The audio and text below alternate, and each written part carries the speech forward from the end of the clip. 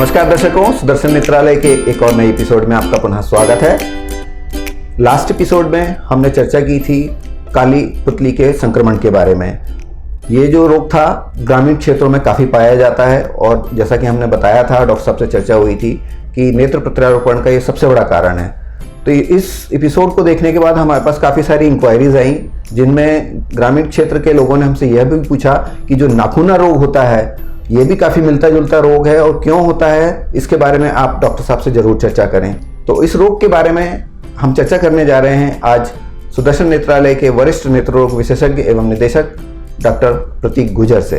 तो सर, आपका पुनः स्वागत है। और आपके पिछली बार जो आपने हमें साक्षात्कार दिया था उसको लेकर के काफ़ी अच्छी प्रतिक्रियाएं मिली हैं और हमारे दर्शक ये जानना चाह रहे हैं कि जो गाँव में नाखूना रोग जो बहुत कॉमन माना जाता है होता है, और ये रोग होता क्यों है और इससे बचाव के क्या उपाय उपलब्ध हैं, इसके बारे में आप चर्चा करें। देखिए, नाखूना जो है ये सच में ग्रामीण क्षेत्रों में बहुत ज़्यादा मिलता है। हमारे जो किसान भाई आते हैं उन लोगों को बहुत ज़्यादा मिलता है और इसका एक बहुत जो महत्वपूर्ण कारण है, प्रमुख कारण है, वो है सूर्य के प्रकाश में जो पराबैंगनी किरणें होती हैं, अल्ट्रावायलेट लाइट होती हैं, उसका एक्सपोज़र। चूँकि वो लोग दिन भर खेत में काम कर रहे हैं, बाहर काम कर रहे हैं, तो उन लोगों को दिन भर इसका एक्सपोज़र रहता है और अक्सर ये देखते हैं कि वो कोई प्रोटेक्टिव ग्लासेस भी नहीं पहनते। तो इसलिए ये एक्सपोज़र होने की वजह से धीरे धीरे करके हमारा जो आँख का बाहर का सफ़ेद हिस्सा है उसमें डिजेनरेटिव चेंजेस होते हैं और वो चमड़ा धीरे धीरे करके हमारे काले हिस्से को ढकने लगता है।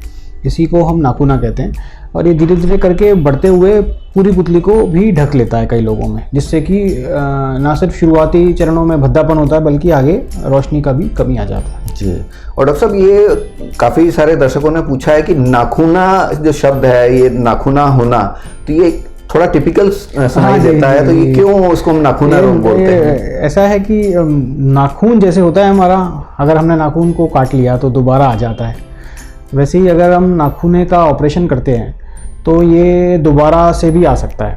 इसलिए इसका नाम फिर आम भाषा में नाखूना रख दिया गया। जी, तो वो इसलिए नाखूना कहते हैं उसको। जी, तो इसको लेकर के इसके तो डायग्नोसिस के बारे में बताइएगा, फिर हम इसके आगे हम इसके उपचार के बारे में चर्चा करेंगे। जी, ये जो दिखता है शुरू में, उसमें हमें ऐसा दिखेगा कि हमारी जो काली पुतली है उसको एक तरफ से एक चमड़े ने ढक लिया है। ये चमड़ा होगा एक कोने से ही शुरू होता है और धीरे धीरे करके फिर क्या होगा, वो व्यक्ति को बार बार आँख लाल होगी, वो बोलेंगे मुझे बार बार लाल होने लगता है, आँख चुभन होने लगता है थोड़ा। फिर धीरे धीरे करके वो चमड़ा, लाल रंग का चमड़ा जो है वो काली पुतली के ऊपर आने लगेगा, सेंटर में बीच में आने लगेगा और वो उसको पूरी तरह ढक लेगा, तो रोशनी भी कम कर देता है फिर वो। जी, इस तरह से देखने को मिलता है। जी, तो इसका उपचार के बारे में ज़रूर बताएं, क्योंकि ये एक ऐसी समस्या है कि बहुत ज़्यादा कॉमन है और काफ़ी सारे लोग इससे जूझ रहे हैं। तो इसके उपचार किस तरह के अवेलेबल हैं? देखिए, सबसे ज़रूरी है कि हमें वो प्रोटेक्शन रखना बहुत ज़रूरी है ताकि ये हो ही ना, है ना। तो अगर हमारा ऐसा प्रोफेशन है, हमारा ऐसा काम है कि हमें धूप में ज़्यादा जाना पड़ता है, तो हम धूप से बचाव रखने वाले चश्मे ज़रूर पहनें। अगर हम बचाव रखेंगे तो ये होगा ही नहीं।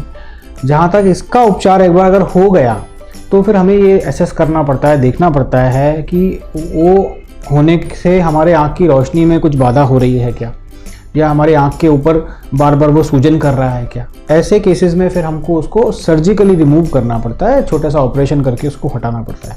जैसे मैंने बताया कि अगर हम इसको सिर्फ हटा देंगे तो ये दोबारा से हो जाएगा, वो दोबारा से ना हो उसके लिए एक अलग से प्रक्रिया होती है जिसको हम ऑटोग्राफ्टिंग कहते हैं। वो ऑटोग्राफ्टिंग प्रक्रिया में एक तरह से मैं बोलूँ तो वहाँ पे निकालने के बाद एक छोटा सा चमड़ा हम वहाँ चिपका देते हैं ताकि वो दोबारा से ग्रो ना हो, नाखूना दोबारा से ना आए, और वो हम चिपका देते हैं तो फिर ये दोबारा से होने के चांसेस नहीं रहते।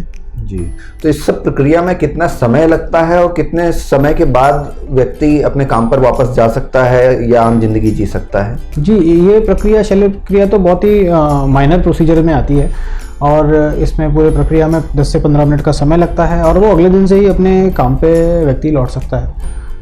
जी, कुछ दवा हम डालने की देते हैं जो कुछ 10-15 दिन चलती हैं, बाकी तो वो नॉर्मल अगले दिन से ही नॉर्मल काम कर सकते हैं। ओके, तो डॉक्टर साहब बहुत बहुत धन्यवाद इस तमाम जानकारियों के लिए। हम आशा करते हैं कि जो आप दर्शकों की क्वेरी थी उसका आपको आंसर मिला होगा और आगे भी हम इस तरह की नई जानकारियाँ लेकर के प्रस्तुत होते रहेंगे।